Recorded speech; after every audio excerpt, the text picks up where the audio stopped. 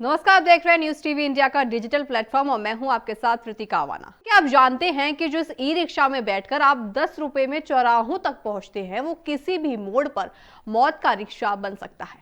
आज हमारी विशेष रिपोर्ट में हम उन सवालों को उठाएंगे जिन्हें अक्सर अनदेखा कर दिया जाता है। आखिर क्यों बिना लाइसेंस के ड्राइवर आपकी जान से खेल रहे हैं?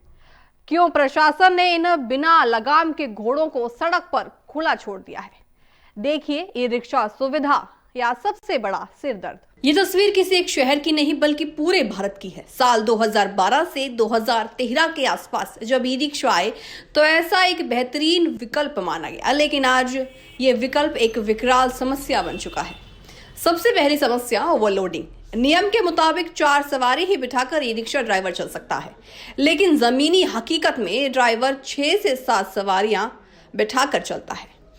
जब वजन क्षमता से ज्यादा होता है तो इन रिक्शाओं का संतुलन ताश के पत्तों की तरह बिगड़ जाता है।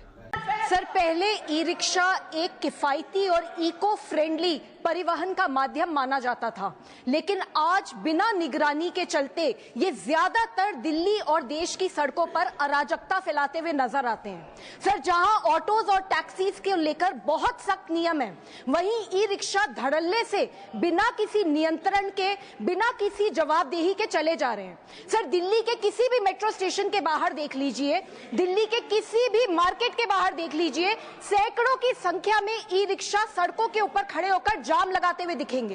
सर, हम ये नहीं कह रहे कि सारे के सारे ई रिक्शा चालक गलत हैं, पर सच ये है कि बहुत ओवरलोडिंग होती है। एक एक ई रिक्शा में जहां 3 से 4 लोग बैठ सकते हैं, वहां 8 से 10 लोग बिठा दिए जाते हैं। सर, ये ई रिक्शा के स्ट्रक्चर्स ऐसे होते हैं कि अगर हल्का सा बैलेंस बिगड़ा नहीं, पूरी की पूरी गाड़ी पलट जाती है।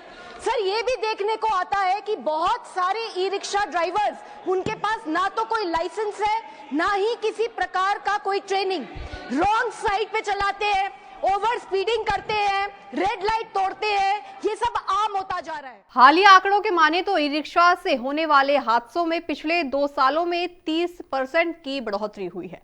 कारण हल्का ढांचा और भारी बोझ। अब बात करते हैं उस हाथ की जिसके पास आपकी जान की डोर है।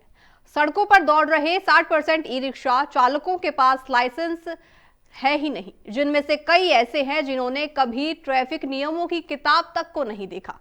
ना इन्हें रेड लाइट की परवाह है, ना ही रॉन्ग साइड की, क्योंकि इन्हें पता ही नहीं है कि अगर पकड़े गए तो क्या होगा।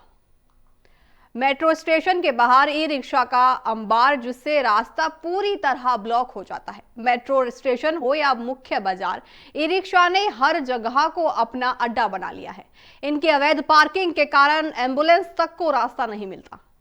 जहां 20 गाड़ियां निकल सकती हैं, वहां 2 ई रिक्शा तिरखे खड़े होकर पूरे शहर की रफ्तार थाम सकते हैं।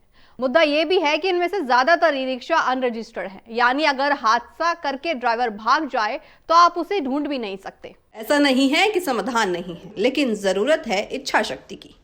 हर ई रिक्शा का रजिस्ट्रेशन अनिवार्य हो, ड्राइवरों के लिए एक अनिवार्य ट्रेनिंग प्रोग्राम और लाइसेंस हो, इनके लिए अलग से ई रिक्शा स्टैंड माना जाए, और सबसे जरूरी ओवरलोडिंग पर भारी जुर्माना और रिक्शा जब्त करने की कार्रवाई हो। किफायती सफर सबका हक है, लेकिन सुरक्षा की कीमत नहीं। ई रिक्शा पर्यावरण बचा रही है, ये अच्छी बात है, लेकिन ये इंसानों की जान लेने का जरिया नहीं बनना चाहिए। अब गेंद प्रशासन और सरकार के पाले में है। क्या वो इन अवैध ई रिक्शाओं पर लगाम लगाएंगे या फिर हम यूं ही हादसों का शिकार होते रहेंगे? आज के इस रिपोर्ट में बस इतना ही। आप देखते रहिए न्यूज टीवी इंडिया।